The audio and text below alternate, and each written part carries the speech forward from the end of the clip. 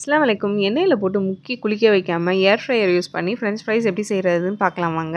ஏர் ஃப்ரையரை first ஒரு 200 degree செல்சியஸில் 3 மினிட்ஸ்க்கு ப்ரீஹீட் பண்ணிக்கிறலாம். அடுத்து ஃப்ரெஞ்ச் ஃப்ரைஸை சேர்த்து ஒரு ஸ்பூன் எண்ணெய், தேவையான உப்பு சேர்த்து நல்லா மிக்ஸ் பண்ணி விட்டுக்கிறலாம். ஃப்ரெஞ்ச் ஃப்ரைஸ் ரொம்ப ட்ரையாக ஹார்டாக இருக்கக்கூடாது அப்படிங்கிறதுக்காக தான் இந்த ஒரு ஸ்பூன் எண்ணெய் கூட நம்ம சேர்க்குறோம்.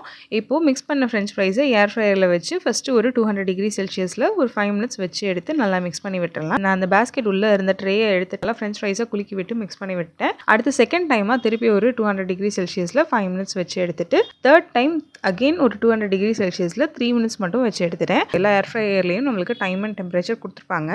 அவங்க கொடுத்துருக்க டைமில் ஃபுல்லாக அப்படியே வச்சு விட்டுறாமல் இப்படி ஒரு 2-3 டைம்ஸாக ஸ்ப்ளிட் பண்ணி நம்ம எடுத்து நம்ம உள்ளே வச்சுருக்க சாப்பாட்டை மிக்ஸ் பண்ணியோ இல்லைன்னா திருப்பியோ விட்டு வச்சோம் அப்படின்னா தான் ஈவனாக குக் ஆகும்.